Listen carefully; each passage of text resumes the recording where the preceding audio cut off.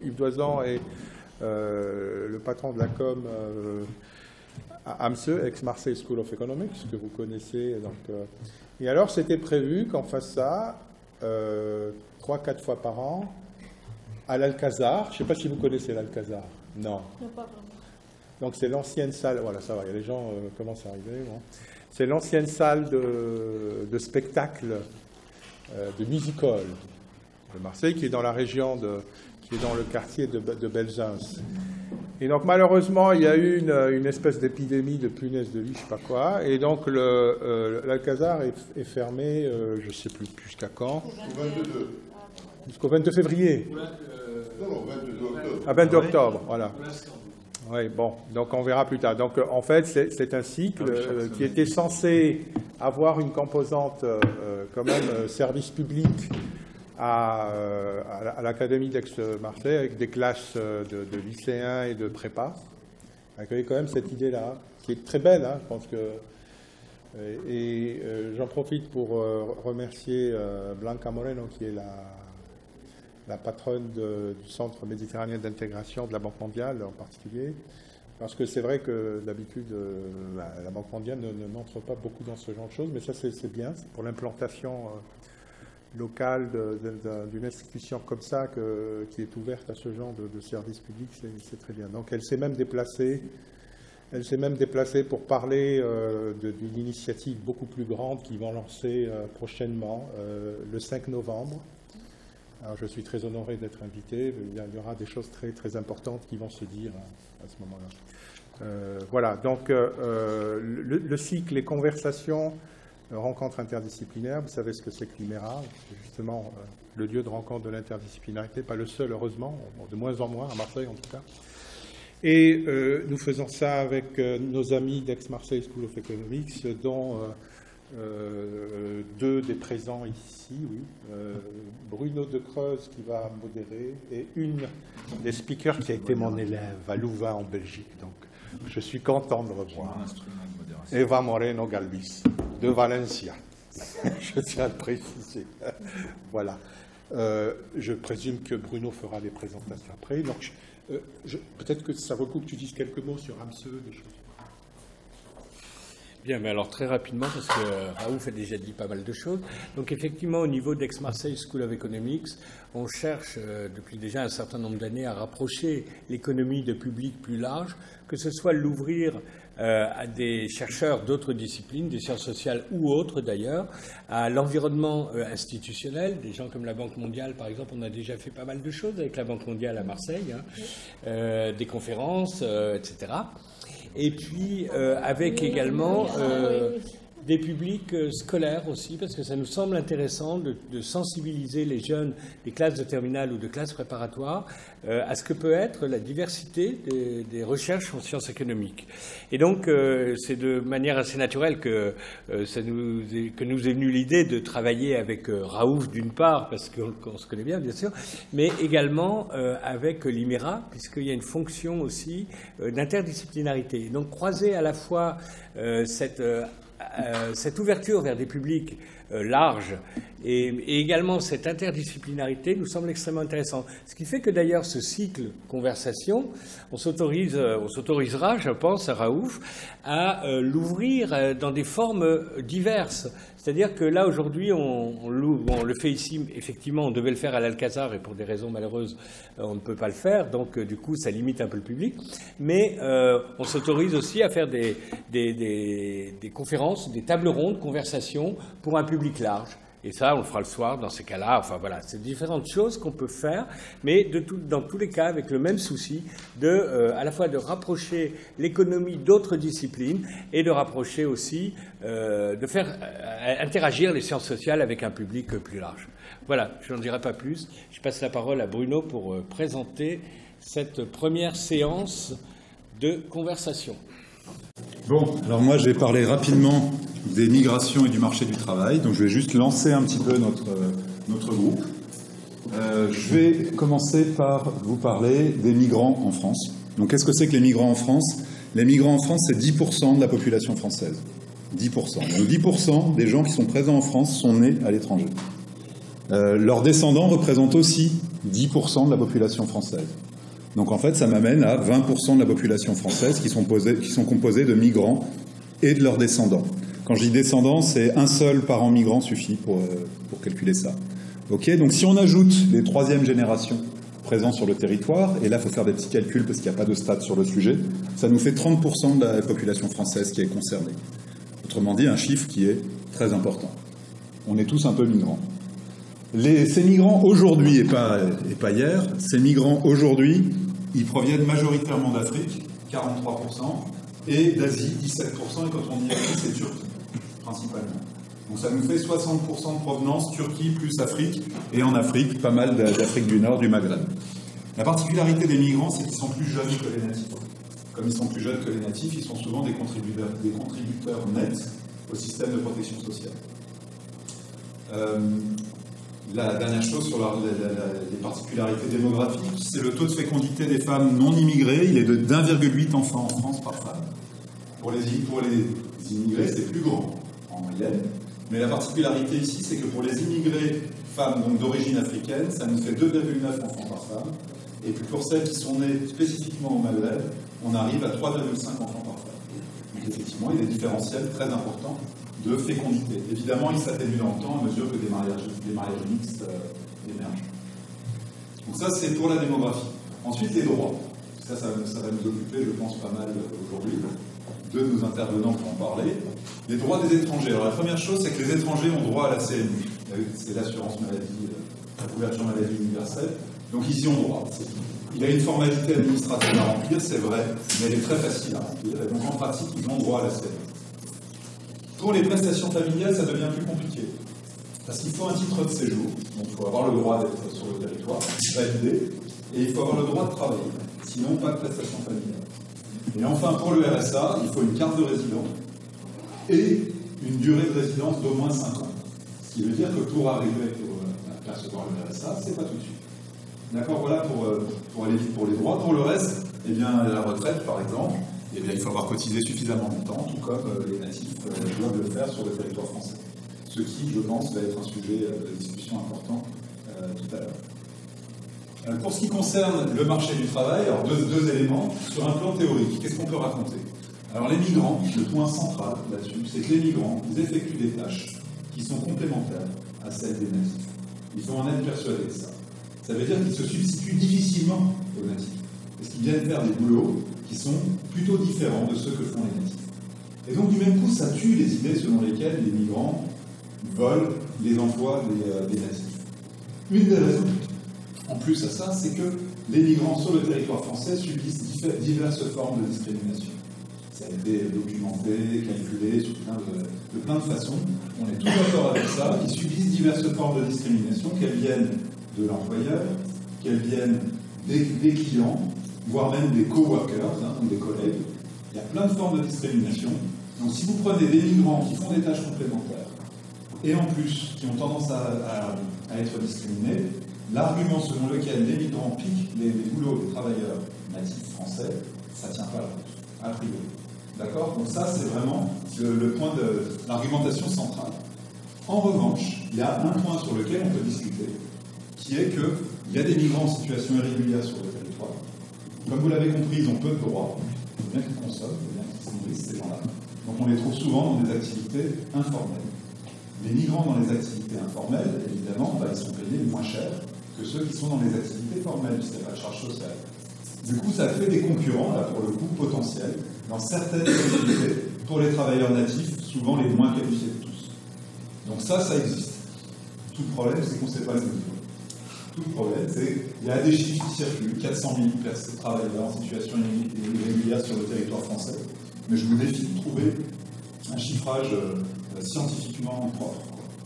Moi, je ne l'ai pas trouvé en tout cas. Donc voilà pour la théorie. Pour la pratique, les faits. Alors le point ici, c'est que quand on s'intéresse aux migrants sur le marché du travail, c'est salaire et emploi.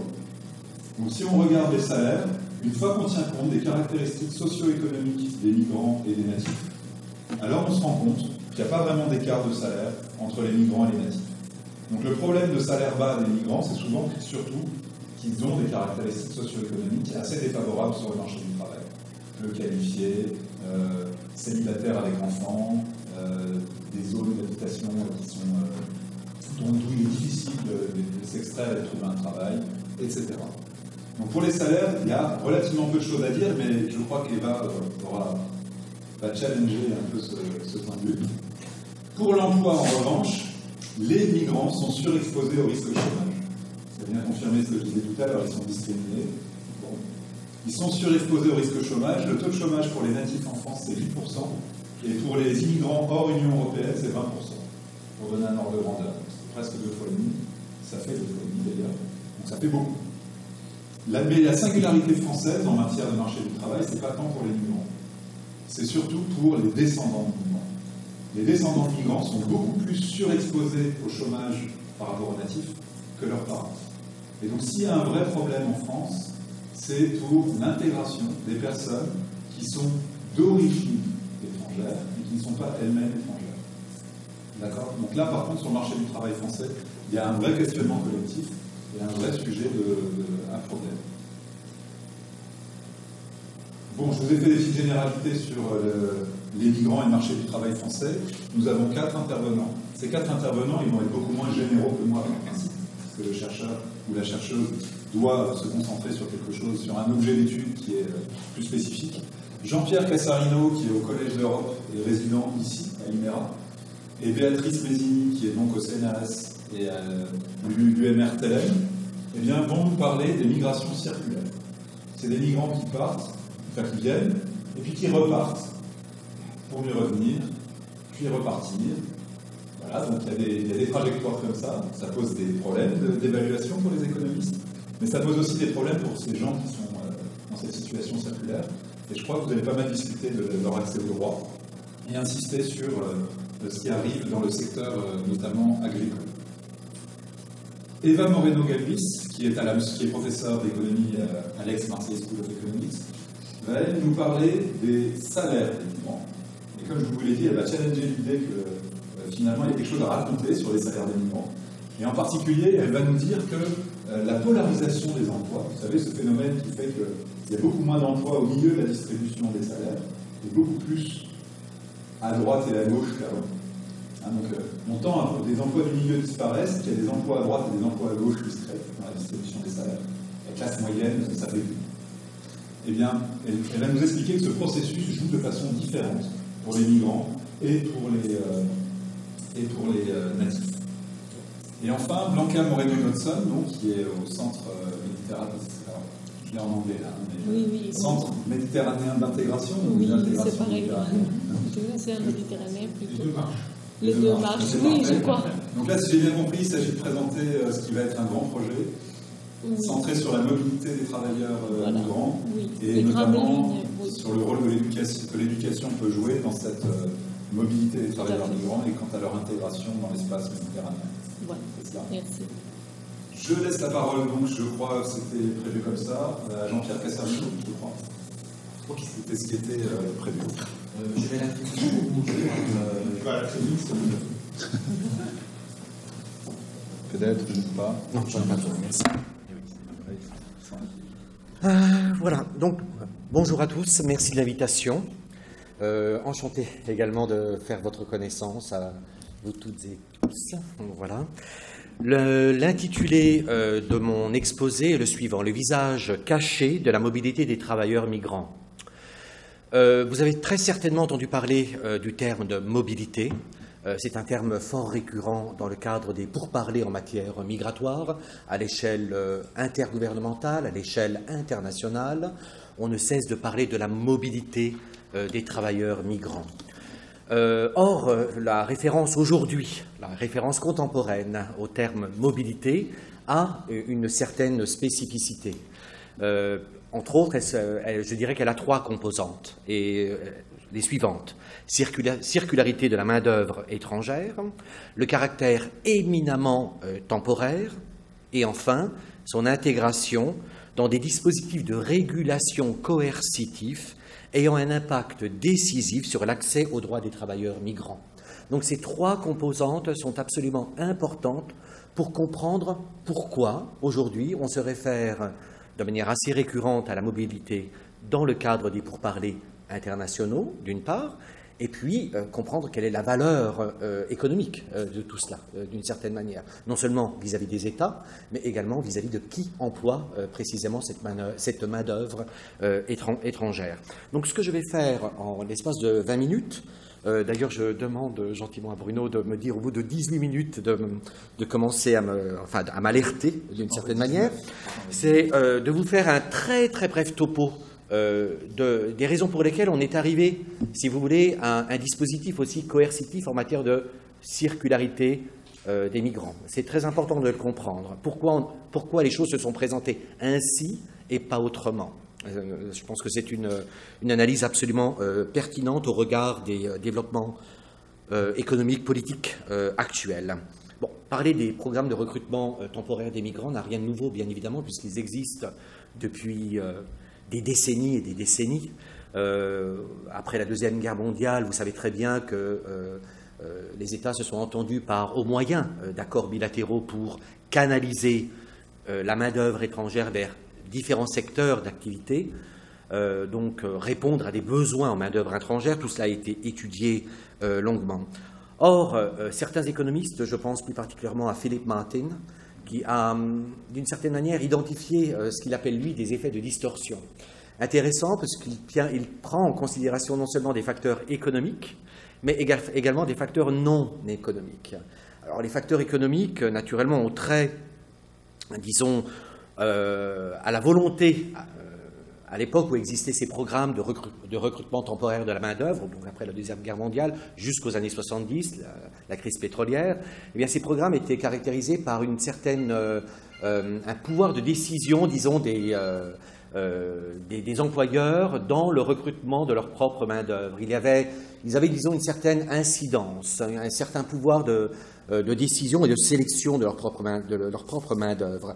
S'établissait également un complexe processus de socialisation entre employeurs et employés, un rapport de confiance. L'employeur préférait diminuer les coûts de transaction d'une certaine manière, les coûts de recrutement. Il est clair que si on renouvelle le contrat d'un travailleur étranger qui a donné toute la satisfaction possible et qui en plus bénéficie de votre confiance, ce sont des éléments non économiques qui entrent en ligne de compte pour en faire en sorte que cet effet de distorsion finalement s'accentue au fur et à mesure. Donc, d'une migration qui devait être à l'origine temporaire, finalement s'est avérée peu à peu en fait permanente.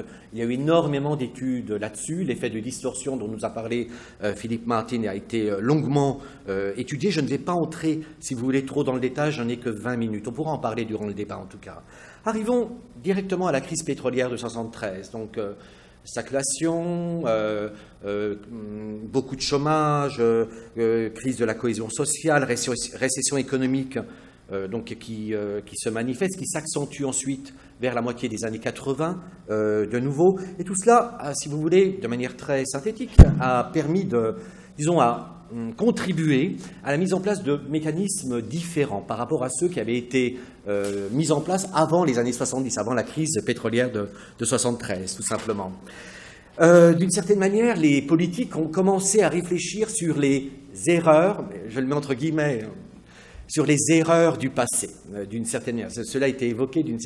L'erreur du passé était en fait que des programmes qui devaient être temporaires ont tendu finalement vers une sédentarisation de la main-d'œuvre étrangère, ce que les politiques ne souhaitaient absolument pas, justement.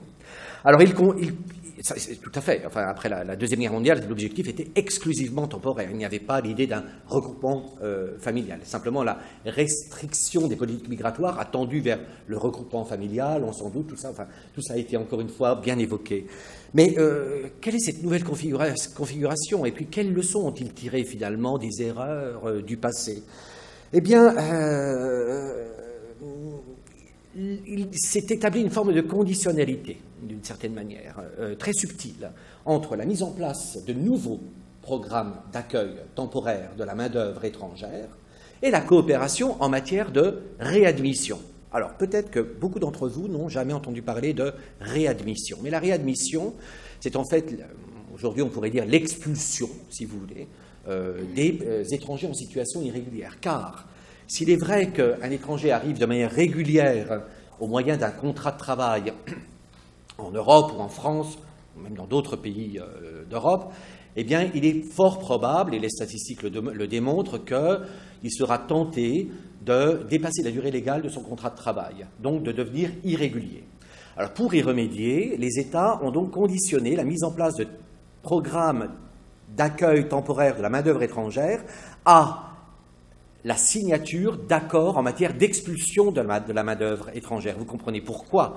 De manière à faire en sorte à ce qu'un étranger qui arrive régulièrement sur le territoire français ou italien ou allemand, enfin voilà, eh bien, s'il dépasse la durée légale, en anglais on dit s'il devient un overstay, hein, donc s'il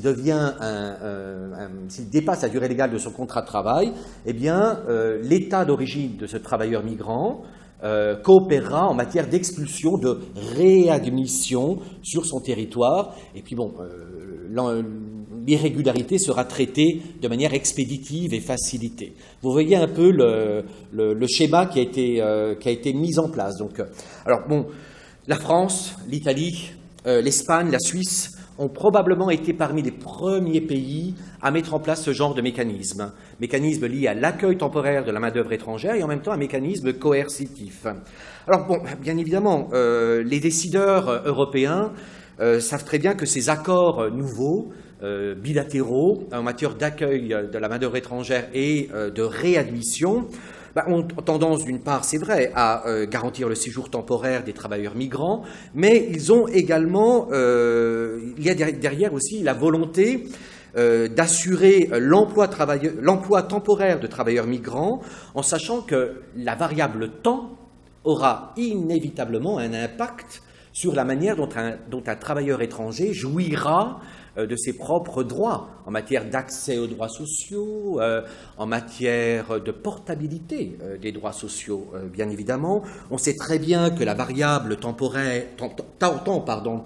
influe sur l'expérience migratoire d'un migrant, sur son degré de socialisation au sein de l'entreprise. Tout cela a déjà fait l'objet de plusieurs études. L'Organisation internationale du travail a démontré que plus la durée de la main-d'œuvre migrante est limitée, plus il sera difficile de réaliser les aspirations professionnelles des migrants ainsi que leur intégration sociale dans les pays de destination. Outre la liberté d'association, elle s'en voit réduite, bien évidemment, la syndicalisation, le droit à un salaire égal, des conditions et horaires de travail décents, l'accès à la formation et à l'apprentissage, le temps détermine beaucoup de choses vis-à-vis des migrants étrangers, mais également vis-à-vis de tout être humain, bien évidemment. J'ajouterais que dans un pays tel que la Suisse, être travailleur migrant, selon la loi des étrangers suisses, eh bien cela ne vous donne en aucune manière accès au regroupement familial. Le regroupement familial est un droit fondamental. Tout individu a le droit à la vie familiale. C'est la Déclaration universelle des droits de l'homme de 1948 qui le prévoit. Cela fait partie intégrante du droit coutumier international, bien évidemment, et il est clair qu'en Suisse, en tout cas, cela pose un problème. Il y a eu énormément d'actions de la part de la société civile pour dénoncer cet état de fait. En France, je sais que ce droit est garanti, en Norvège, aux Pays-Bas, mais les critères d'accès à ce droit fondamental sont fortement limités. Du côté de l'employeur, naturellement, là, il y a eu également d'autres études. Le réseau européen sur l'immigration, qui est promu par la Commission européenne, a démontré que si la période d'emploi des travailleurs migrants est trop courte, par exemple 2 ans, et déjà j'évoquais des périodes bien plus brèves en fait, l'intérêt des employeurs est nettement réduit en matière d'investissement dans leur formation. En effet, tout cela paraît fort cohérent d'une certaine manière. Bon, en vérité, ce dont je vous parle, en fait, s'applique d'une certaine manière à tous les types de travail temporaire ou précaire. On peut parler des migrants, c'est vrai, on pourrait très bien parler des non-migrants. Toutefois, je dirais que le caractère temporaire, aujourd'hui, de ces programmes d'accueil des migrants étrangers, est donc conditionné par la coopération en matière de réadmission. Je voudrais quand même le rappeler. Et ce n'est pas par hasard qu'aujourd'hui, nous avons un nombre excessivement élevé d'accords bilatéraux en matière de réadmission, puisque cette variable a été lié, d'une certaine manière, à la facilité d'accès au marché de l'emploi de certains pays européens. Aujourd'hui, nous avons, tenez-vous bien, plus de 300 accords bilatéraux en matière de réadmission entre les 28 États membres de l'Union européenne, on est encore 28, et le monde, à l'échelle globale. Vous comprenez? C'est énorme. Il y a eu une forte progression au cours des 2 dernières décennies, donc une forte tendance, si vous voulez, à véritablement faciliter cette contraction du temps et disons, à renforcer, je dirais également, comment dirais-je, le contrôle de l'État et de sa propre bureaucratie sur le recrutement et la durée de travail des travailleurs étrangers. Ça, c'est en effet très important. Donc, il y a eu une sorte de récupération de la part des autorités étatiques concernant justement la gestion économique de ces programmes. Je crois que, cependant, ce qui caractérise plus particulièrement les programmes actuels de migration temporaire par rapport à ceux qui ont été adoptés jusqu'à la fin, qui avaient été adoptés jusqu'à la fin des années 70, c'est justement cette apparition d'un processus de contraction du temps qui a nécessairement conduit à une limitation de l'accès aux droits. C'est un élément assez, que je voudrais vraiment souligner. Mais je trouve, en tout cas pour ma part, assez intéressant que la réglementation accrue des flux migratoires, y compris les mesures restrictives dont je vous ai parlé à l'instant, a été associée presque paradoxalement à la déréglementation croissante du marché du travail, et plus particulièrement après la crise pétrolière de 1973, ainsi qu'après l'apparition de ces effets néfastes sur le travail, l'inflation, la cohésion sociale. Mais peut-être qu'en fait, ces 2 réalités ne sont pas aussi paradoxales que cela. Ces 2 réalités, déréglementation du marché du travail et réglementation accrue des politiques migratoires.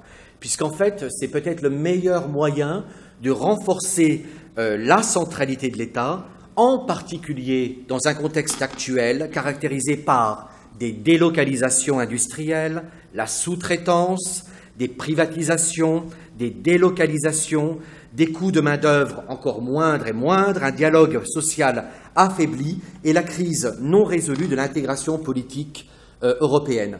Alors je crois, la réflexion que j'aimerais vous introduire en l'espace de quelques minutes, si j'en ai encore le temps, c'est que c'est une réflexion qui porte sur ce lien de continuité, si vous voulez, entre déréglementation des politiques du marché du travail et réglementation accrue des politiques migratoires, surtout en matière d'accueil de la main-d'œuvre étrangère. Ce processus dont on a parlé est qualifié de sécurisation, mais qui ne peut pas être abordé uniquement par le biais d'une sécurisation de la main-d'œuvre, puisque je pense que c'est une tendance qui a, je dirais, également pour objectif d'envoyer, je dirais, un message peut-être plus subtil et bien plus général, disons, à une catégorie, à un segment de la main-d'œuvre locale qui est exposé également à des formes de précarité, de vulnérabilité, à la classe croissante de travailleurs temporaires, de travailleurs à temps partiel, de stagiaires, enfin tous ceux qui appartiennent,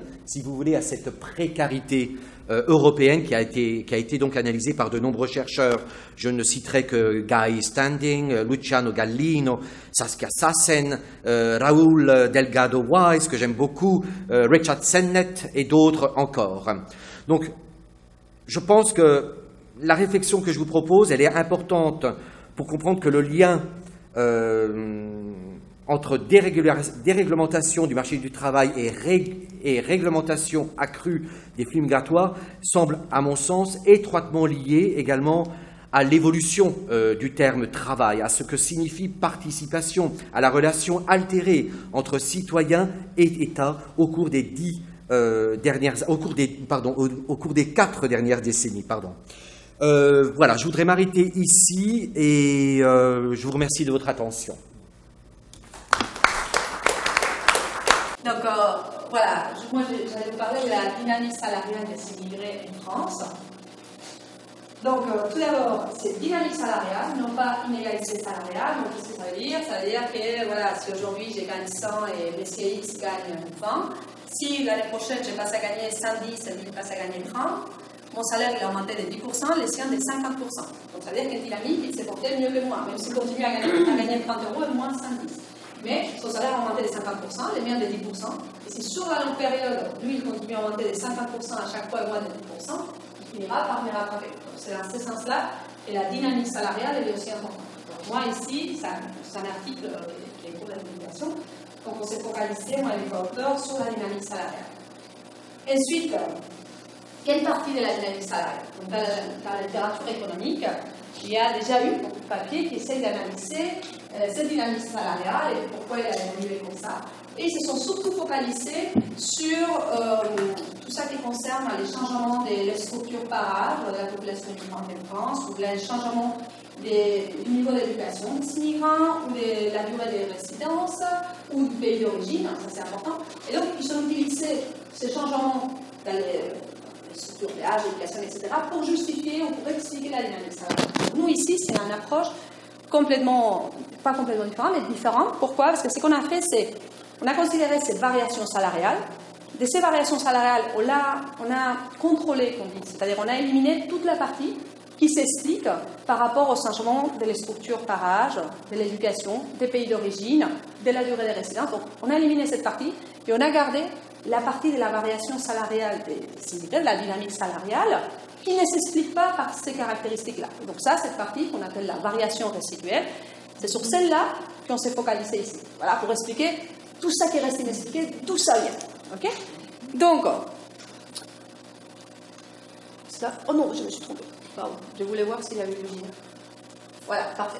Donc, qu'est-ce qu'on a fait? Je vous montre pourquoi c'est important aussi, intéressant de se focaliser sur cette variation dans la dynamique des salaires résiduels. Donc, on a pris la période initiale, donc 94. Okay, donc, on a vu quelle était la distribution salariale qu'il y avait en 94. Donc, on l'a représentée dans l'axe des axes là. Okay, donc, bon, on a fait des petits groupes de vigentiles, donc c'est par 5%, 5%, voilà. On a tous les salaires, toute la distribution de salaires qu'il y avait en 94. Et ce qu'on a fait, c'est calculer pour chacun de ces salaires qui sont représentés là, on a calculé quel a été les taux de croissance moyens interannuels entre 1994 et 2012 de chacun de ces salaires. Okay? Et je l'ai fait pour les immigrés et pour les natifs. Donc les immigrés sont là en rouge, c'est les points rouges, les natifs c'est en bleu.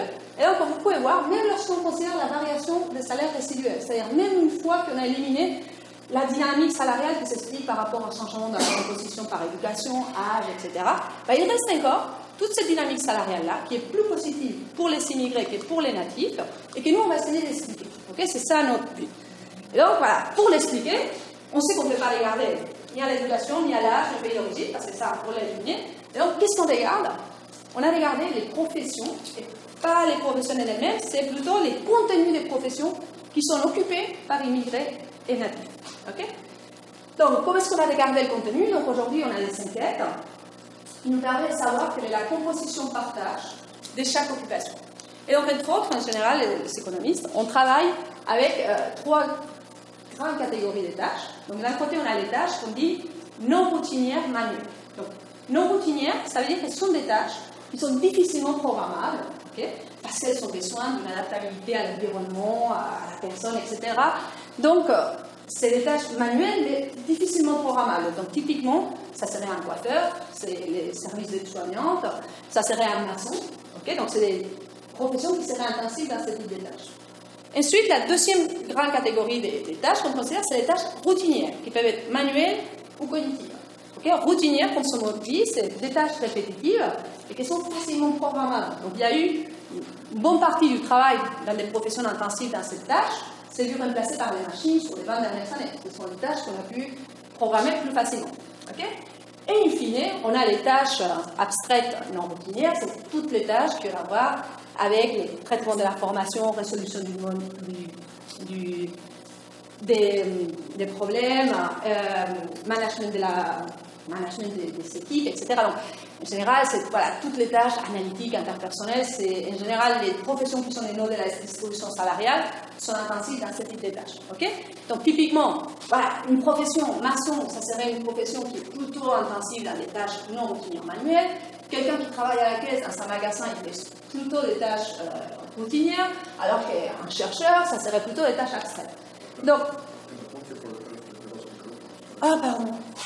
Je ne suis pas ici. Pardon, excusez-moi, j'ai besoin de bouger. Ok, donc, du coup, en fait, en regardant la composition par tâche d'une profession, c'est qu'on peut aussi avoir une tête, on peut avoir une piste sur les types de compétences qu'il va avoir la personne qui est employée. Okay? C'est-à-dire, quelqu'un qui est maçon va avoir un peu des compétences manuelles, alors qu'un chercheur, c'est plutôt des compétences abstraites, savoir résoudre des problèmes, des capacités analytiques, traitement de l'information. Donc, du coup, cette compétence, on va faire un focus sur ce qui a été la valorisation de ces compétences sur les dernières années. Okay? Donc, plus précisément, alors, ce qu'on a vécu depuis les années 90, c'est un processus de globalisation et de diffusion des nouvelles technologies qui a impliqué pas seulement un choc d'éléments qui nous a changé les prix des plein produits, mais aussi un changement dans la valorisation des différentes compétences, dans la rémunération de ces différentes compétences. Okay? Donc ça, du coup, si on change la rémunération, ce qu'on appelle les rendements de chaque compétence, ça va affecter la dynamique salariale. Okay? Et donc dans cet article, nous on distingue entre deux effets. On parle d'un effet prix et d'un effet quantité. Donc qu'est-ce que c'est l'effet prix? L'effet prix, c'est ça que je viens de vous expliquer. C'est-à-dire, on est là, avec la diffusion des nouvelles technologies et la globalisation, les compétences, la valeur qu'on attribue à la compétence abstraite, par exemple, elle a beaucoup augmenté. Okay? Alors que, par exemple, peut-être pour les compétences manuelles, comme on a délocalisé, comme on a peut-être automatisé par des machines, elle se valorise moins. C'est-à-dire, la rémunération par compétence a changé, et ça a pu affecter différemment les salaires d'immigrés et des natifs, si, initialement, ils n'étaient pas dans les mêmes types de professions, s'ils n'utilisaient pas les mêmes compétences. Et donc, c'est ça qu'on regarde. Okay? Donc, on commence le papier en disant, voilà, pourquoi l'effet prix a pu jouer un rôle. Donc, ce qu'on a fait, c'est, voilà, on a encore représenté, là, l'axe des abscisses, la distribution des salaires en 1994. Et ce qu'on a fait, c'est, voilà, pour des personnes qui gagnaient les mêmes salaires en 1994, natifs immigrés, quelle était l'intensité dans l'usage de la tâche manuelle, routinière et abstraite. Okay? Ce qu'on voit, c'est que, voilà, simplement comparer, les rouges, c'est les immigrés, les bleus, c'est les natifs. Donc, tout le long de la distribution des salaires, on voit qu'à chaque fois, les immigrés, ils sont plus spécialisés, ils étaient, période initiale, 94, plus spécialisés dans des tâches manuelles, routinières, et moins spécialisés dans des tâches abstraites. Donc, évidemment, si la rémunération de ce type de compétences, de ce type de tâches a changé avec la diffusion des nouvelles technologies, avec les processus de globalisation, c'est normal qu'on observe une dynamique salariale différente pour immigrés et pour natifs. Okay? Donc, voilà, ce serait notre effet prix, donc c'est un bon candidat à expliquer la dynamique salariale. Deuxième effet, c'est ce qu'on appelle l'effet quantité.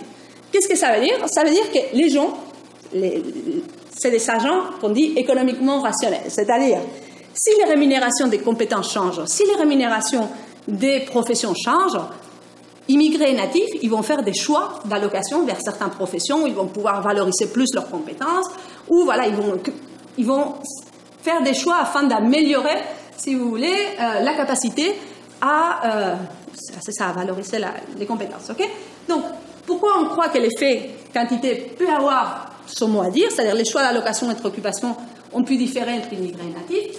Simplement, là, ici, ce qu'on a représenté, c'est la variation entre 1994 et 2012 dans les degrés d'intensité qu'ont utilisé les tâches manuelles, routinières et abstraites, immigrés et natifs. Okay? Donc, comment est-ce que ça a changé? Donc, ce qu'on représente, c'est une variation. Donc, l'allure est la même pour immigrés et natifs, c'est-à-dire tout le monde est allé vers des professions qui étaient de plus en plus intensives dans des tâches abstraites. Okay? Mais comme vous voyez, elle est plus prononcée pour les immigrés. Les immigrés, petit à petit, une dynamique, hein, ça ne veut pas dire qu'ils soient plus nombreux. Hein. Je parle, c'est taux de variation. Ils se sont éloignés des tâches manuelles et routinières plus que les natifs, et ils sont allés vers des tâches abstraites plus que les natifs aussi. Donc voilà, l'effet quantité aurait aussi un mot à dire. Donc, ça c'était notre première étape. la deuxième étape, qui était un peu plus compliquée, c'est là où je vais faire un exercice, c'était d'expliquer plus en détail qu'est-ce que c'est l'effet prix. Ok? Donc, comment est-ce qu'on l'a calculé? Alors, on a pris 94. Ok? En 94, vous prenez n'importe quelle profession en 94, donc les designers de microchips. Ok? Donc, on a une distribution au sein de la profession, c'est-à-dire parmi les designers de microchips. Ok? On va voir ceux qui ne gagnent pas beaucoup, ceux qui sont moyennement compétents et qui gagnent donc un peu plus, et les plus compétents qui gagnent plus. C'est-à-dire on a toute une distribution des salaires au sein de la profession. C'est-à-dire au sein d'une profession, tout le monde ne gagne pas la même chose. Okay? Donc, en général, ce qu'on gagne est aussi lié à notre degré de compétence. Les plus forts arrivent à gagner beaucoup, les moyens, ils gagnent moyen, et les moins bons, ils gagnent un peu moins. Okay? Donc, du coup, si on veut comprendre comment est-ce que ça se compose, les salaires de quelqu'un qui serait là, imaginons dans les 7e déciles, c'est-à-dire au-delà de la moyenne, par exemple. Okay? On pourrait l'expliquer de la façon suivante. Cette personne, les salaires de cette personne se composent du salaire moyen de la profession, plus les rendements associés au fait de se situer dans les 7e décile de la compétence. C'est-à-dire c'est le rendement lié au fait qu'il est plus compétent que les autres. Okay? Donc, les salaires de la personne peuvent être représentés de cette façon-là. C'est-à-dire comme moyen, plus les rendements spécifiques au fait que je me situe dans la distribution des compétences dans les 7e décile. Okay? Ensuite, on passe, ça c'est en 94. En 2012, on aura la même chose. On va voir les designers des microchips, on va voir la distribution. Donc chaque salaire s'explique pareil. Et donc du coup, on aura quelqu'un qui sera aussi dans les 7e décile, donc même décile, de la distribution des salaires en 2012. Okay? Et donc, on va analyser quels sont les facteurs qui conduisent ou qui expliquent la dynamique salariale entre l'individu qui est dans les 7e décile de la distribution de 94 et en 2012. Okay? Comment est-ce que ça a pu changer? Donc, nous, ce qu'on a fait, c'est de dire, voilà, il y a deux choses qui peuvent expliquer les changements des salaires de la personne qui se situe au 7e décile de la distribution en 2012 par rapport à celle de 94. Okay? Donc, tout d'abord, ce qui a changé, comme j'ai expliqué, c'est la rémunération de la compétence. Okay? Donc, la rémunération par unité de compétences.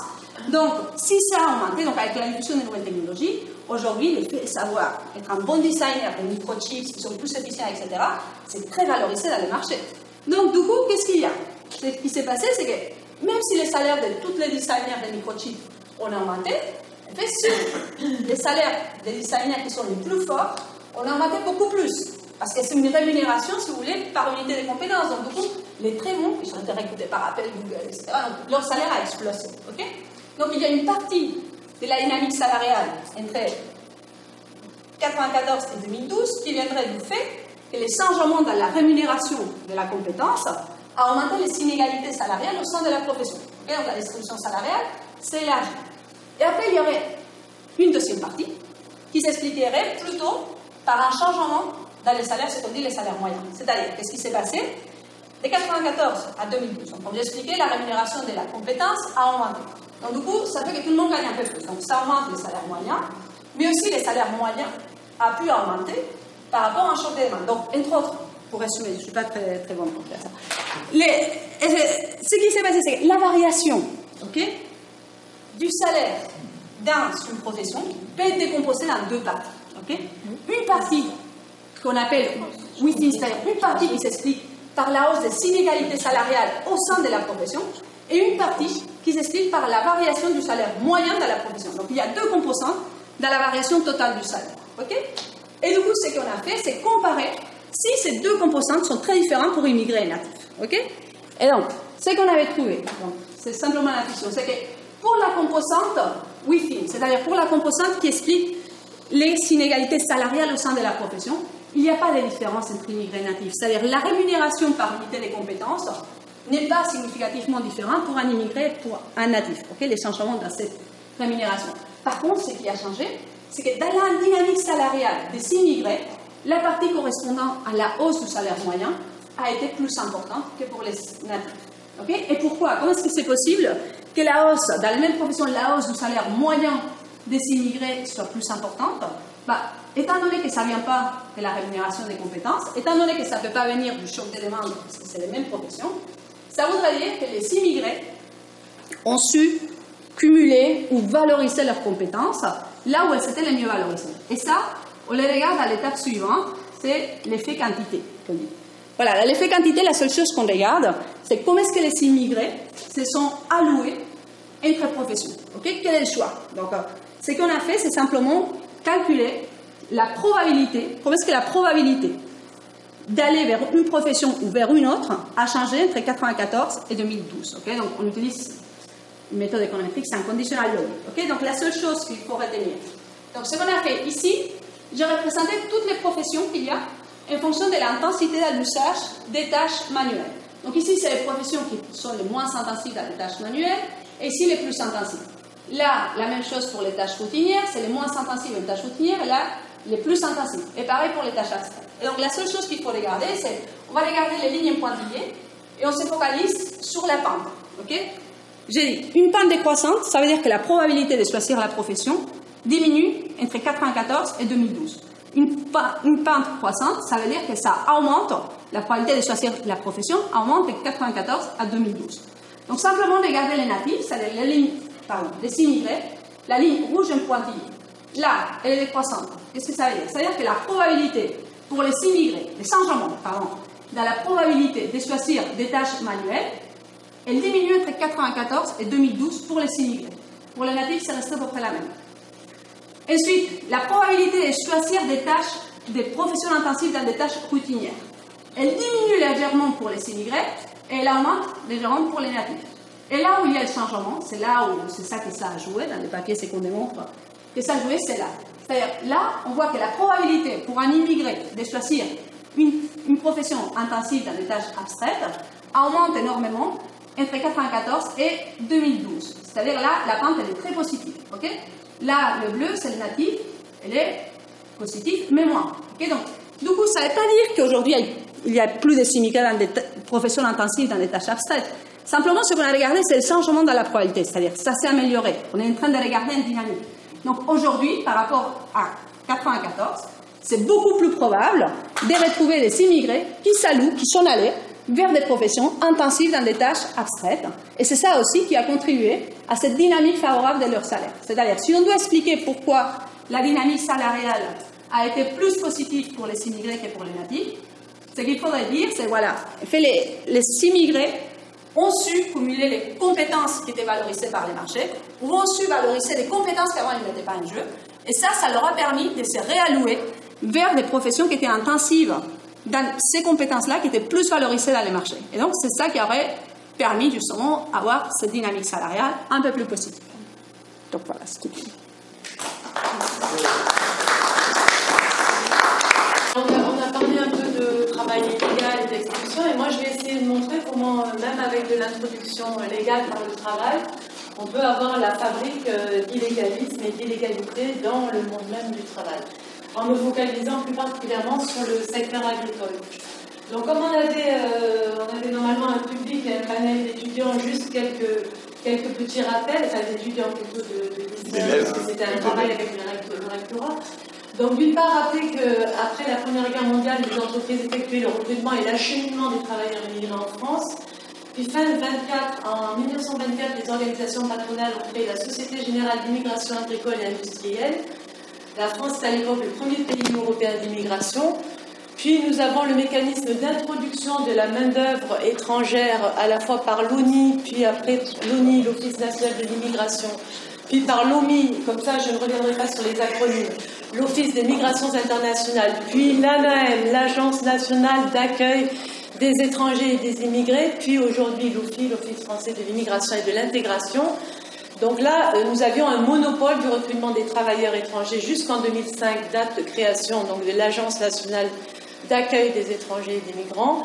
Puis, le 1er mai 2004, les prestataires de services, la fameuse prestation de services dont vous avez entendu parler, j'imagine, à travers le fameux plombier polonais chez nous en France. Les prestataires de services, dont les entreprises de travail temporaire installées dans les nouveaux États membres de l'Union européenne, peuvent librement mettre leurs salariés à disposition des donneurs d'ordre dans d'autres États membres. Donc, différentes formes de prestations prévues en droit français. Rappelez d'une part le nombre de travailleurs détachés aujourd'hui en France, 516 000 salariés détachés déclarés en France. Ce sont ceux qui ont été déclarés, ceux pour lesquels il y a eu une déclaration qui a été faite. Et enfin, la France est le deuxième pays d'accueil en Europe avec 14% des flux de travailleurs étrangers. Alors la prestation de service, elle est par nature temporaire et elle a pour objet la réalisation d'un travail spécifique selon des moyens propres et un savoir-faire particulier. Alors elle peut s'opérer soit dans le cadre d'une mobilité intra-groupe, c'est-à-dire entre deux établissements, soit par la réalisation d'une opération pour son propre compte, dans le cadre d'un déplacement temporaire de salariés réalisé pour le seul compte de l'employeur, ou enfin le détachement, et c'est là-dessus que nous allons plutôt porter la focale, le détachement par une entreprise de travail temporaire légalement établie à l'étranger, qui met à disposition des entreprises françaises des salariés détachés. Aujourd'hui, quels sont les pays d'établissement des entreprises qui détachent en France en 2017? Alors là, tout secteur confondu, vous voyez que c'est l'Allemagne qui détache 35 000, suivi par l'Espagne, puis le Portugal, puis la Belgique, l'Italie et la Pologne.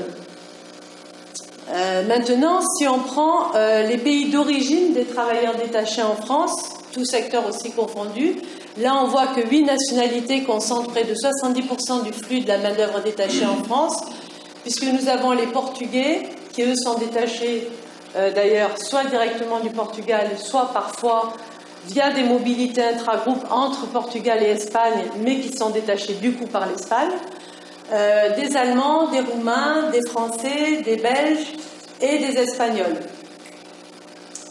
Fait plus nouveau, 20 000 travailleurs à être détachés par des entreprises européennes qui sont originaires d'Afrique.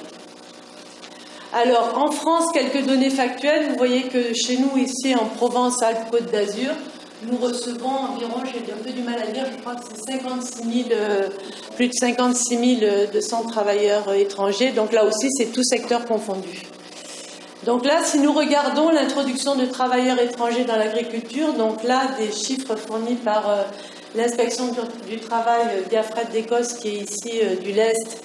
À gauche, vous regardez l'évolution des travailleurs qui sont rentrés. Alors, les contrats OMI-OFI, ils permettaient à des travailleurs étrangers, essentiellement marocains, tunisiens, de rentrer sur des contrats de 2, 4 ou 6 mois qui pouvaient être prorogés 2 mois supplémentaires, c'est-à-dire que les contrats en tout pouvaient être portés à 8 mois. Ce sont des contrats qui se sont mis en place à partir des années 74 et qui ont été majoritairement employés, vous verrez dans les Bouches-du-Rhône, puisque nous avions environ, ça tournait autour de 4000 contrats OMI. Vous voyez donc qu'il y a une baisse progressive. Ici en rouge, les contrats OFI des Tunisiens et en jaune des Marocains. Et puis, en comparaison, vous regardez tout de suite le nombre de salariés qui sont détachés. Alors là, dans les Bouches-du-Rhône et en PACA, vous voyez qu'en 2017, il y a, alors là, pour le coup, dans l'agriculture, 14 946 travailleurs détachés, surtout PACA, et 8 900 au niveau des Bouches-du-Rhône. Alors avec une baisse en 2019, alors la baisse, elle nous interroge parce que vous voyez qu'au moment où on a une baisse du nombre de travailleurs détachés, je dis ça parce qu'on est quand même nombreux à travailler sur ce mécanisme de détachement, mais comme on a une montée des procédures aujourd'hui, vous allez comprendre pourquoi, à l'encontre des prestataires de services, il n'est pas exclu qu'aujourd'hui les employeurs rééquilibrent un petit peu en réintroduisant, d'ailleurs la courbe pourrait sembler le dire, puisque la courbe des contrats OFI qui était vraiment depuis 2005, depuis une grosse grève impliquant 240 travailleurs OMI-OFI sur une seule exploitation agricole, les employeurs français ont eu tendance à substituer par des travailleurs détachés, mais en regard aujourd'hui du nombre de procédures à l'encontre de ces ETT, il est très probable qu'ils rééquilibrent. Voilà le panorama des ETT dans l'agriculture du département. Là, nous ne sommes qu'avec celles qui font du prêt de main-d'œuvre, parce que nous avons aussi, et vous voyez donc, elles sont quasiment toutes immatriculées en Espagne, je crois qu'il n'y en a qu'une en Roumanie. Les autres qui viennent aussi de Roumanie et Italie sont surtout là pour faire monter des hautes serres, du bâtiment, nettoyer des bâtiments agricoles, donc tout ce qui est l'aide à l'activité agricole. Et moins sur le prêt de main-d'œuvre, c'est vraiment l'Espagne qui s'est spécialisée.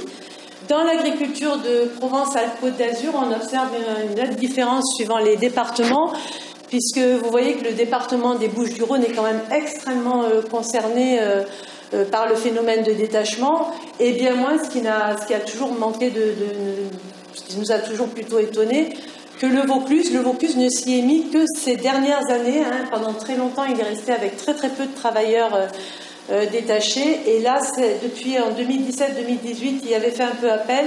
Et vous voyez qu'en 2019, il ne reste pratiquement plus de détachés, ou en tout cas, le nombre est vraiment moindre. Donc, on voit aussi que les départements, suivant les années, testent et expérimentent aussi les nouvelles formes de mise à disposition de la main-d'œuvre. Un phénomène de segmentation ethnique, vous avez là le tableau en 2018 des principales nationalités qui sont présentes dans les champs des Bouches-du-Rhône. Alors évidemment, au moment des récoltes, qui sont les pics, vous voyez, ça correspond donc, voilà. Donc vous avez, alors ce qui est très intéressant, c'est que quand on a pris le mécanisme en marche au début des années 2000, nous avions pratiquement que des latino-américains, notamment des équatoriens dans le secteur. Or, ceux-ci se sont très rapidement régularisés en Espagne et sont maintenant des ressortissants espagnols qui peuvent s'auto-employer dans n'importe quel pays européen. Ce qui vous explique aussi qu'on a depuis maintenant les années 2007-2008 eu une arrivée progressive à la fois des Africains et aussi des Nord-Africains, enfin Nord-Africains mais aussi Sénégal, Mali, Guinée, Gambie. Bon, et ça parce qu'eux, ils ont besoin de 10 ans pour se régulariser, d'être empadronnés pendant 10 ans en Espagne avant de pouvoir obtenir la nationalité. Donc eux vont rester plus longtemps captifs que les salariés latino-américains. Une segmentation genrée de la main-d'œuvre à la tâche, l'arrivée des femmes a été un grand bouleversement dans ce secteur agricole qui a toujours été, si ce n'est l'emploi des femmes qui localement travaillaient à l'emballage notamment. Là, les femmes sont arrivées de manière très importante par le biais de la prestation de services internationales. Un technicien interrogé sur une entreprise d'arboriculture des Alpilles, voilà comment il prête des qualités distinctives aux nationalités de ces femmes-là. Voilà ce qu'il nous dit, puisque lui travaille avec 4 Roumaines et 2 Latino-américaines. Je leur parle français avec beaucoup de gestes, mais je ne veux plus d'équatoriennes à cause de cette barrière de la langue. Le vocabulaire est trop technique, il y a trop de nuances. Elles étaient pleines de bonne volonté, mais elles n'ont pas eu la chance d'aller à l'école et ne peuvent pas remplir ces fonctions aussi techniques. Les Roumaines, en revanche, elles sont allées à l'école, elles sont bien soignées et ça fonctionne. Elles viennent en couple, etc. Elles deviennent même contrôleuses.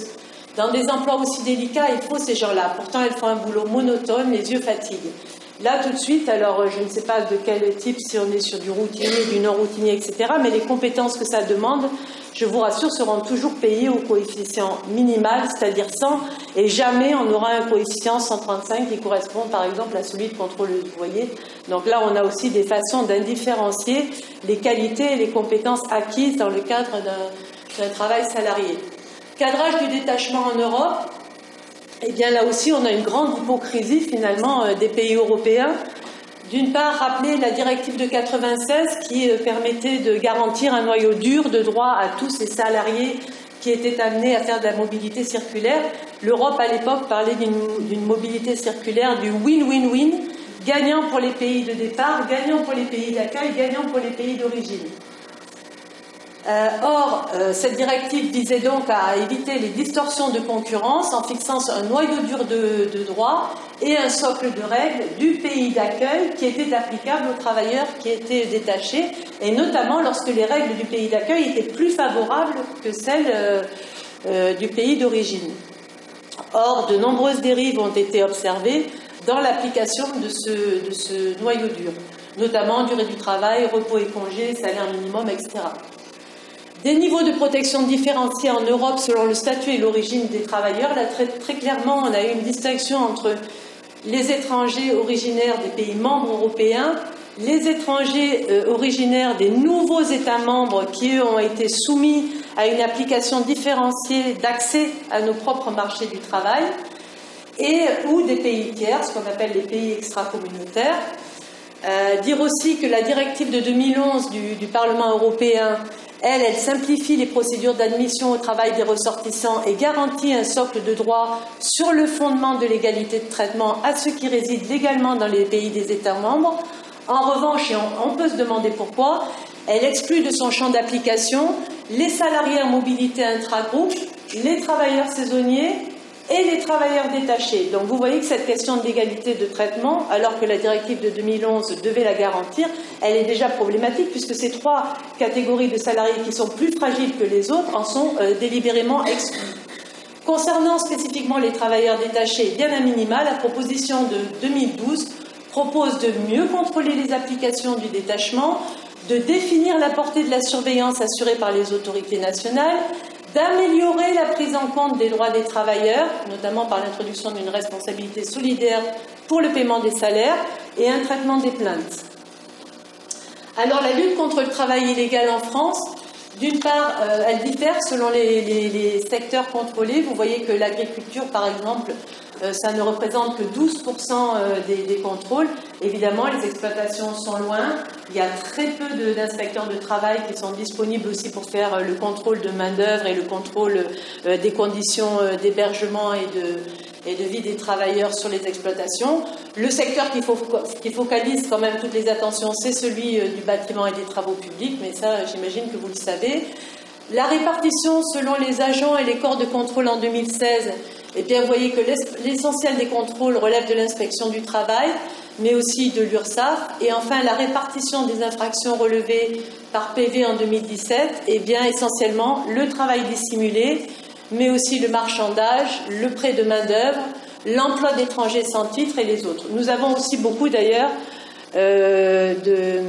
d'activités dissimulées. Il n'y a pas que du travail dissimulé par dissimulation de salariés, il y a aussi du travail dissimulé par dissimulation d'activités, c'est-à-dire tout un phénomène de sous-déclaration du nombre de salariés sur place et de sous-déclaration du nombre de jours travaillés. Le TT espagnol, une des ETT sur lesquelles on travaille, un cumul d'infractions et de procédures en cours.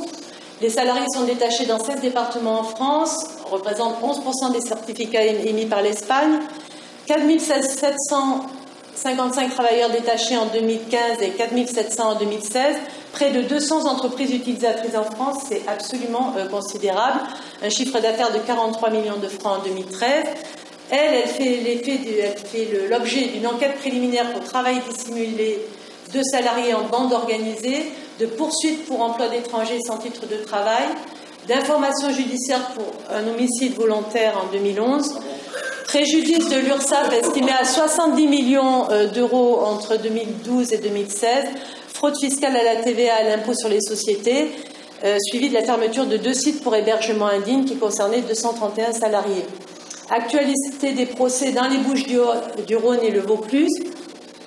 Ce salarié équatorien, en fait, il est mort de déshydratation et là, on voit aussi ce que fait la segmentation du travail à la tâche sur les exploitations parce que maintenant, il y a tout un mécanisme on se rejette la faute, c'est-à-dire que les Équatoriens disent que ils n'ont pas voulu informer les Marocains qui auraient dû aller informer le gérant de l'entreprise qui avait un problème, etc. Donc tout ceci, on est en train, en tout cas les salariés équatoriens disent que c'est un peu la faute des Marocains si finalement il n'a pas été secouru à temps et notamment en fait en réalité le contremaître a refusé tout simplement qu'il aille boire. Donc voilà.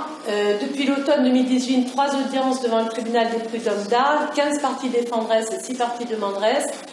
L'avocat des plaignantes a plaidé le non-respect du salaire minimum, l'absence de majoration des heures supplémentaires, des retenues frauduleuses, notamment l'impôt prélevé à la source jusqu'à 25% des revenus mensuels prélevés sur certains salaires, sur des salaires certains mois, l'absence de congés payés jusqu'en 2016, le prêt illicite de main-d'œuvre, les contrats notamment n'ont jamais été signés en Espagne, mais là ils étaient tous signés en France, la non-déclaration d'un accident du travail, le licenciement d'une femme enceinte, la lutte contre le dumping social versus l'optimisation fiscale. Eh bien, c'est exactement les termes aujourd'hui de ce qui conditionne l'entrée de ces travailleurs-là. Donc là, une nouvelle directive est intervenue en 2014 qui est relative à l'exécution de la directive 96, une directive européenne par le Conseil des ministres de l'Union européenne qui devait permettre là aussi de mieux informer les travailleurs, d'améliorer la coopération entre les autorités nationales. Les Français ont beaucoup de mal, en dépit du fait que les premières infractions ont été constatées en 2006, ont beaucoup de mal à obtenir les documents en Espagne et notamment en plus à obtenir les documents traduits. de mieux définir la notion de détachement, parce qu'on rappelle que ça doit rester temporaire. Or, on voit bien qu'elle remplace en réalité des permanents sur les exploitations, et ce depuis maintenant plus de 15 ans. De définir les responsabilités des États membres, d'établir une liste de mesures de contrôle national pouvant être appliquées par les États membres. Typiquement, la France, par exemple, voulait que l'Espagne, avant de pouvoir détacher, emploie depuis 1 an les salariés sur place pour être sûr qu'il ne s'agissait pas que du prêt de main-d'œuvre, mais qu'il s'agissait bel et bien d'employés réguliers de l'entreprise d'abord en Espagne. On a perdu au niveau européen sur cette exigence qui n'était portée que par l'État français. L'idée aussi de respecter les droits et les traitements des plaintes, et enfin de garantir que les sanctions et les amendes infligées soient exécutées et recouvrées.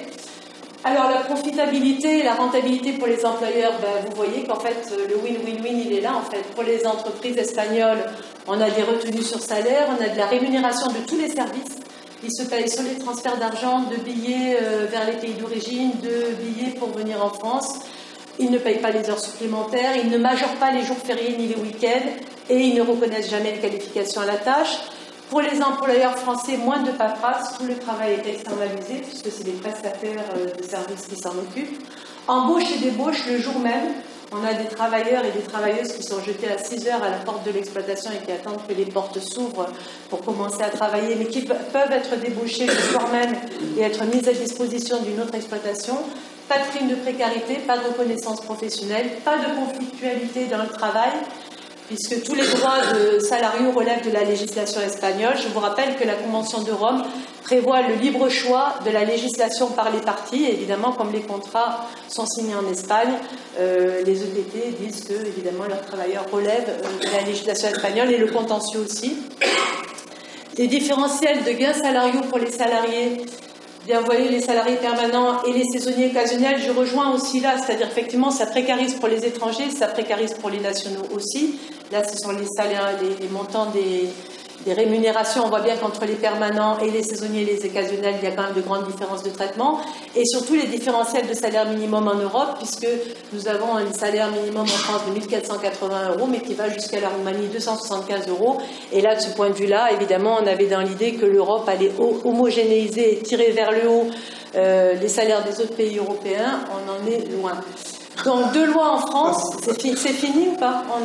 J'ai mon temps Donc, deux nouvelles lois en France. La loi de lutte contre la concurrence déloyale. La France a pris le leadership en Europe de la lutte contre la concurrence déloyale pour renforcer les contrôles, instaurer le principe de responsabilité solidaire, et ça c'est très important parce que ça veut dire qu'en cas de carence ou de non-respect des obligations des entreprises de travail temporaire espagnoles et de non-paiement des salaires, les entreprises utilisatrices françaises seront condamnées de manière solidaire avec les dettes des prestataires. La loi fait aussi peser une obligation de vigilance en matière de respect du droit du travail et de rémunération des travailleurs détachés. À chaque fois, les employeurs ici en France disent « nous, on ne savait pas ». Ce sont les prestataires qui gèrent, nous, on ne sait pas, on ne connaît pas leurs conditions de vie, de travail, etc. Tout ceci est absolument faux et il faut arrêter de se dédouaner. Les entreprises utilisatrices en France sont tout à fait au courant des systèmes d'emploi et des entorses au droit. Voilà. Et par ailleurs, une liste noire des entreprises condamnées pour infraction shame and name, des infractions de travail illégal, a été créée pour leur refuser à ce moment-là le bénéfice de toute aide publique pendant une durée de 5 ans. Autre loi qui a renforcé encore, qui est la loi de travail, modernisation du dialogue social et de sécurisation des parcours professionnels de 2016. Le maître d'ouvrage maintenant doit s'assurer qu'une déclaration de détachement a bien eu lieu. Il a l'obligation de déclarer l'accident du travail. Jusqu'à présent, dès qu'il y avait un accident du travail en France, ils étaient renvoyés en Espagne pour être soignés là-bas. Afficher la réglementation applicable aux salariés, notamment sur les chantiers du bâtiment. Faire obstacle au contrôle et passible d'une pénalité financière. Et enfin, amende administrative de 2 000 € par salarié non déclaré qui peut aller jusqu'à un total de 500 000 €. J'arrête là puisque mon temps est fini. Et je vous remercie. Merci beaucoup. Je dois dire que oui, sauf que ma présentation est un peu différente. D'abord parce qu'elle n'est pas concentrée sur un produit de recherche concret ou un pays concret comme la France. C'est plutôt une approche. une approche où vous allez retrouver beaucoup des éléments que les autres présentateurs ont déjà évoqués avec des chiffres concrets.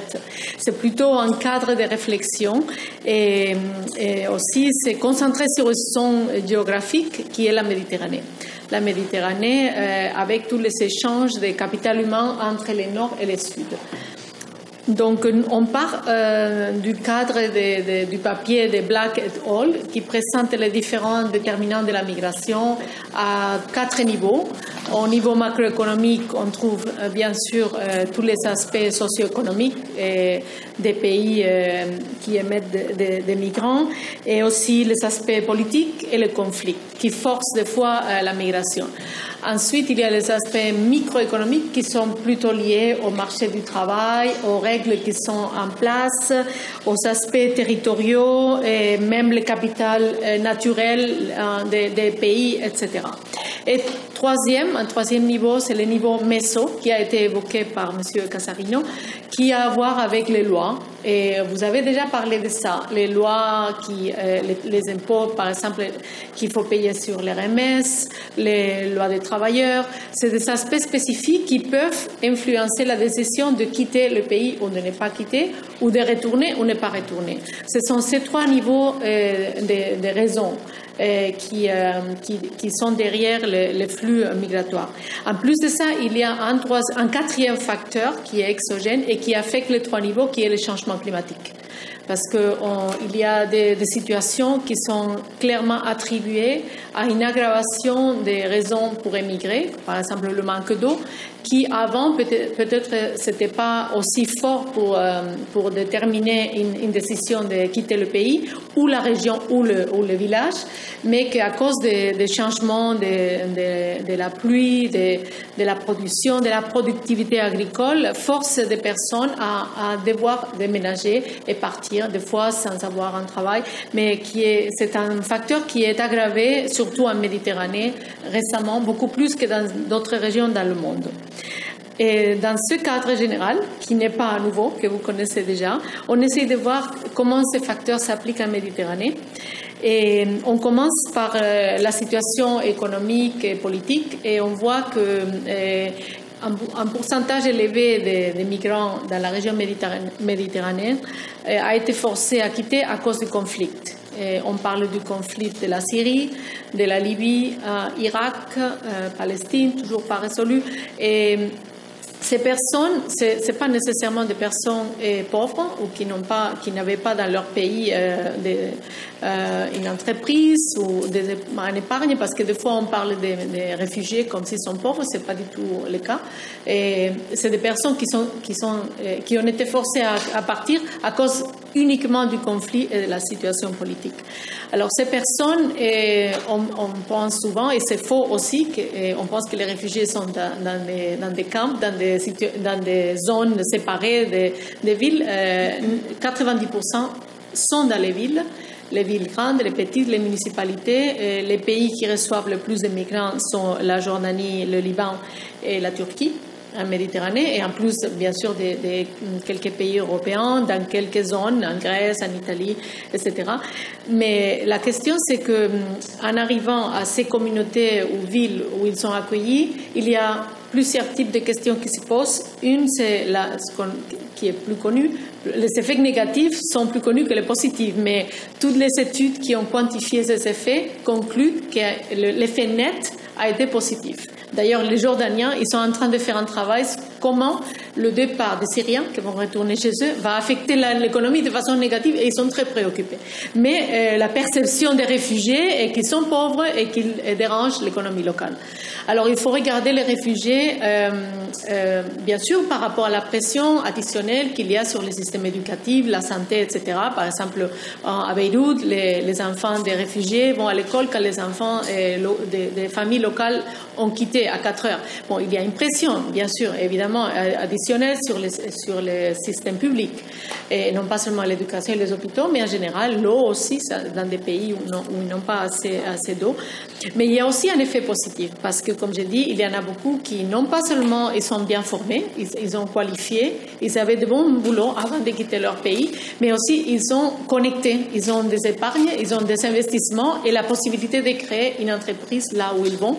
Et en plus, ils font partie de la diaspora, c'est-à-dire qu'ils ont des contacts pour avoir des réseaux, pour se réunir ensemble dans les pays où ils sont et de créer encore, de recommencer et de faire des contributions positives à l'économie. Donc il faut voir ces deux aspects quand on parle des réfugiés et avant de peut-être des fois conclure que c'est plutôt une pression. Bien sûr, ça dépend beaucoup des pays récepteurs. Le Liban, qui est un pays qui est on the verge of bankruptcy, en ce moment, avec des problèmes macroéconomiques et de gouvernance très sérieux. Les problèmes, c'est pas lié à la population de réfugiés, qui constitue néanmoins un tiers de la population totale, mais c'est plutôt au manque de capacité du pays d'absorber cette population additionnelle et bien sûr avec un historique politique très très compliqué au Liban. Alors que Jordanie, par exemple, c'est beaucoup plus positif. Ils ont, à travers même si toutes les lois n'ont pas été adaptées pour accueillir ces réfugiés, ils ont su bénéficier de leur présence. Il y a eu beaucoup plus des entreprises qui ont été créées, des postes de travail, des emplois qui ont été créés par ceux qui sont arrivés avec un statut de réfugié. Donc ça, c'est un premier point que nous sommes en train de couvrir. Au Centre pour l'intégration en Méditerranée, nous avons fait plusieurs choses. On a créé un réseau des municipalités où se trouvent les réfugiés qui se réunissent de façon régulière et qui échangent de bonnes pratiques. Ils échangent des expériences positives et négatives de la présence des réfugiés et comme résultat de ces dialogues, ils ont signé des accords entre eux, twinning arrangements, pour travailler ensemble justement face à ces questions qui sont communes. Le deuxième volet que je voulais couvrir est à voir avec l'exodus rural-urbain. Parce qu'en Méditerranée, en fait, beaucoup des flux migratoires qu'on observe vont de la zone rurale, de la zone remote, vers les villes. Les villes, ce sont les entités qui accueillent la plupart des migrants économiques cette fois-ci, bien qu'il y en a qui sont forcés, c'est ce qu'on appelle migrants climatiques ou réfugiés climatiques, qui doivent quitter la zone rurale pour aller à la ville. Et ça, c'est quelque chose qu'il faut vraiment tenir en compte quand on parle aussi bien des raisons que des solutions pour tous les défis des mouvements migratoires. Pourquoi? Parce que on a vu déjà, moi je viens de l'Espagne comme toi, et on a vu déjà en Espagne les phénomènes où il y a des villages, des zones, des régions qui si elles ne sont pas valorisées, elles sont abandonnées. Pourquoi? Parce qu'il y a beaucoup mieux d'opportunités de gagner un salaire dans les villes. Et au contraire, on a besoin de l'agriculture pour la sécurité alimentaire, pour protéger l'environnement et pour avoir moins de congestion dans les villes. Donc la solution à tous ces exodus rural migratoires doit venir d'un concept de développement rural qui valorise l'agriculture, qui valorise les zones rurales, le petit village, etc. Et même des fois, c'est pas seulement les solutions au niveau de l'agriculture, ça peut être aussi écotourisme, beaucoup d'autres solutions innovatrices qui permettent de capitaliser sur les capitales naturelles qui se trouvent dans les zones rurales et qui doivent faire partie de la solution.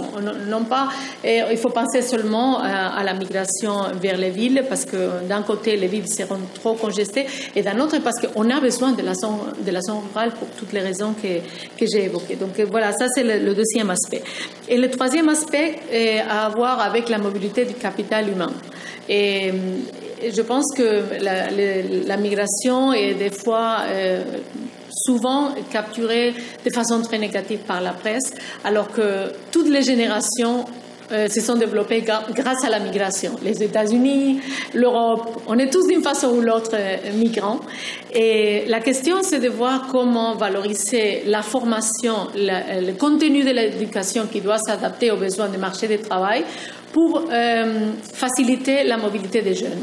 On parle d'une région où il y a une explosion de croissance et il y aura beaucoup plus de jeunes et sur le marché du travail qui ne vont pas avoir un emploi. D'un autre côté, on a un problème de dividendes démographiques en Europe. Je ne suis pas en train de dire que la croissance du Sud va résoudre le problème du Nord. Ce n'est pas aussi simple que ça. Mais il faut penser à avoir plus de mobilité, plus d'intégration entre les marchés du travail. Les lois des marchés du travail ne sont pas harmonisées, ni en Europe, ni avec le Sud. Et tout ça, ça fait partie des facteurs méso qui pourraient déterminer si les flux migratoires vont être plus régularisés et mieux gérés, ou on va finir par avoir beaucoup plus de flux irréguliers. Et je suis très curieuse d'apprendre un peu plus par rapport à ce qui a été présenté par les autres présentateurs. Donc, j'ai encore des questions pour vous. Mais moi, je trouve que souvent, les flux irréguliers sont les résultats d'un manque de politique migratoire proactive.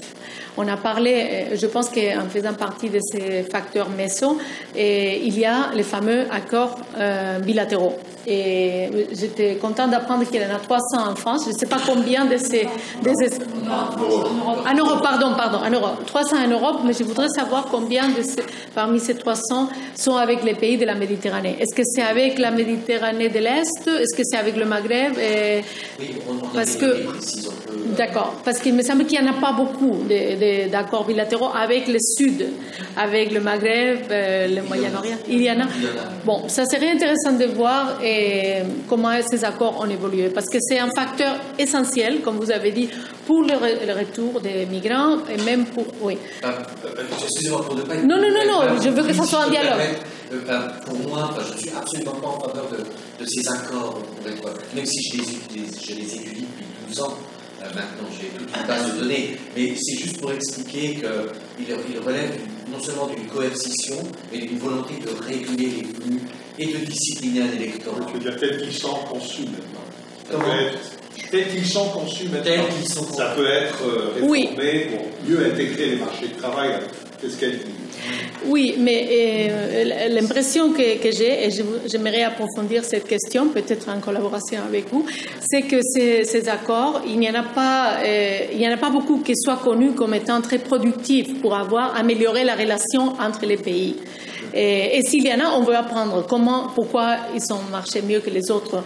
Et il n'y a pas une politique migratoire de l'Union européenne vers le Sud. Il y a beaucoup de discussions sur le voisinage, mais surtout après après que la politique d'expansion vers l'Europe de l'Est a commencé, et la politique de voisinage vers le Sud, elle a été un peu... je ne veux pas dire paralysée, mais elle n'a pas beaucoup avancé. Et parmi tous les aspects d'intégration entre le Nord et le Sud, si on regarde les flux commerciaux et les flux de capitaux, c'est les flux de capital humain qui sont les moins avancés.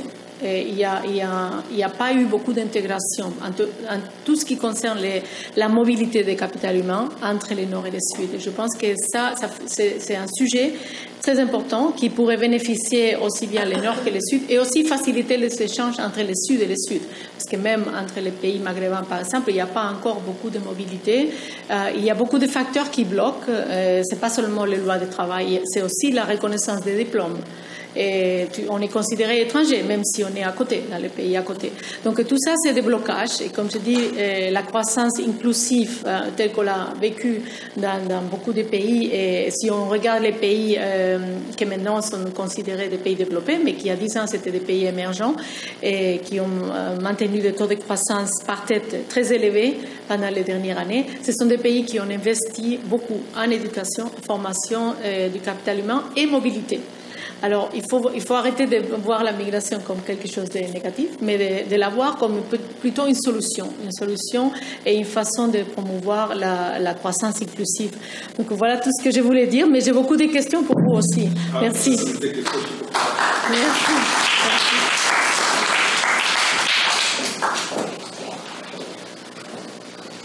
Merci. Ah non, très bien avec le temps. Je me suis fait avoir.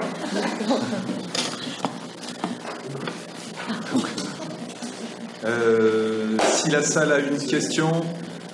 Alors, j'ai une petite question rapide. On est dans les temps. La salle Raoult. Non, c'est vrai que on a eu. Je ne sais pas si tu étais, présente à la conférence N+5 dernièrement. Non, j'étais pas là. Non. Voilà, donc il y a eu, il y a énormément de forums qui ont été créés, mais il n'y a pas d'avancée notable, c'est un peu ce que tu m'as compris, mis à part des procédures d'exclusion. Excuse-moi, de réadmission. Ça, c'est le mot poli. Oui. On appelle le chat. Mis à part des trucs comme ça, Oui. alors que les gens se rencontrent, il n'y a pas d'avancée notable dans l'intégration. Alors il y a des fondements économiques assez connus, par exemple sur la mobilité du capital humain.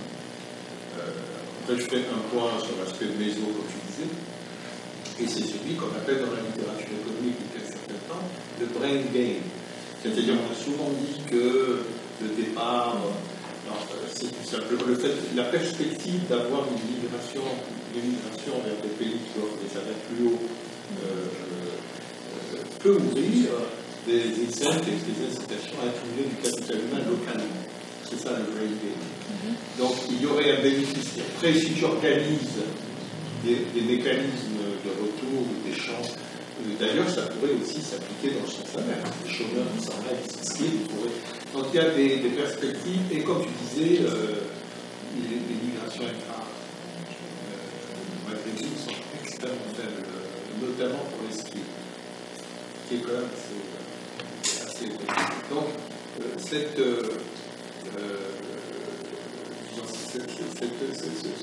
intégration pourrait, à mon avis, avancer par des petits aménagements de ce qui existe déjà. Je ne trouve pas de son truc. Par exemple, j'en viens à des trucs plus concrets. Pour les étudiants algériens qui veulent venir en France, j'ai d'autres exemples d'Afrique subsaharienne. Je me centrer sur ce qu'on appelle le mécanisme Campus France. Je ne sais pas si vous avez compris. Donc il y a. C'est un dispositif absolument. C'est pas une mais il est fait de telle façon que les gens se découragent assez vite. Des deux côtés du marché, si je puis dire. C'est pas faux ce que tu dis. Les gestionnaires de formation qui découvrent les dossiers Campus France. Alors, maintenant, je me pose la question, qu'est-ce qui empêche d'améliorer un truc aussi, comment dirais-je, élémentaire? C'est pas très compliqué à améliorer. On en revient à la même chose, c'est-à-dire la politique. Le Campus France, c'est-à-dire, toi, tu as peut-être des exemples à nous donner, Bruno, qui a été. C'est des dossiers qui sont extrêmement mal faits, et le cœur du problème, c'est que les gens qui dirigent les étudiants vers les différentes formations sont des gens qui eux-mêmes ne sont pas vraiment des conseillers d'orientation, c'est-à-dire sont plus des diplomates dans l'âme qu'autre chose, et le résultat des courses, c'est qu'on a des dossiers qui ressemblent à rien, qui arrivent auprès des dossiers qui sont déposés sur place, comme tu le sais. Oui. Et le résultat, c'est qu'il est très difficile de choisir des étudiants qui passent par ce processus-là, et ils n'ont pas le choix. Je suis bien d'accord. Il va manquer deux choses. Dans 4x20, c'est pas possible de tout aborder, même si on a eu presque 5x20 avec Raouf. Je suis toujours taquin. Pardonnez-moi, mais en plus je développe. Bon, alors là, pour ce qui est de déconner, je suis plus fort que toi. Donc il y a deux choses qui vont manquer. On n'a absolument pas abordé la situation des mineurs migrants, et ça me paraît un vrai problème. Et on n'a pas non plus abordé ce qu'on appelle pas les migrants parce qu'on utilise des déliances vocables, et s'agissant des expats. Lorsque ce sont des Occidentaux qui quittent leur pays d'origine pour aller travailler ailleurs, on les appelle les expats, et ils sont nombreux, on en a parlé, mais peut-être la prochaine fois. Voilà, donc deux sujets sur lesquels j'aimerais qu'on travaille une prochaine fois. Les expats, ils ne posent aucun problème pour les pays d'accueil parce qu'ils ont un job et ils ont un salaire. Donc c'est pour cela qu'en général, on n'aborde pas les problèmes des expats parce qu'ils ne sont pas un problème pour les pays d'accueil. C'est pas aussi simple que ça. Parce que quand je pense que la littérature économique, c'est jamais conçu comme un problème. On observe les mêmes phénomènes d'éloignement, de ségrégation, y compris au Canada. Oui, ok. Ça, ségrégation sociale parce qu'ils sont qu'entre eux, vous voulez dire? Oui, ok, non, mais économiquement, ils ne sont pas un problème. La dimension politique évoquée par un économiste, c'est vraiment une joie. Alors, il est converti à ça fait longtemps que je suis plus économiste en vérité. Plus de politique, là.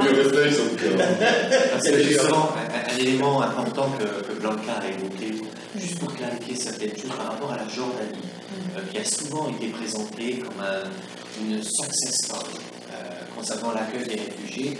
Alors juste pour vous donner un bref, mais dites-moi si je me trompe, surtout. Donc il y a eu un programme de financement adressé aux autorités publiques jordaniennes, de manière à encourager ces autorités publiques à subventionner des entreprises situées dans la zone de libre-échange qui se trouve au nord de la Jordanie, ça c'est Yarmouk, pour ceux qui connaissent la Jordanie, c'est près de la Syrie, on va dire. C'est une zone de libre-échange. Pourquoi ? Il y a énormément d'entreprises locales qui sont situées ici, dans cette zone de libre-échange, qui est une zone offshore. C'est important de comprendre. Et les autorités européennes, surtout, l'Europe a financé en abondance, avec des millions et des millions et des centaines de millions d'euros, en fait, ce programme d'appui au recrutement dans cette zone offshore de réfugiés syriens. D'accord ? Donc tout cela est artificiellement subventionné. Il faut quand même le préciser. D'accord ? Tant qu'il y a un afflux d'argent européen, les choses fonctionneront, entre guillemets, fonctionneront. Car en fait, le gros problème, et on est dans le politique et dans l'histoire également, le problème de la sédentarisation des réfugiés en Jordanie, c'est un très vieux problème. 1972, septembre noir.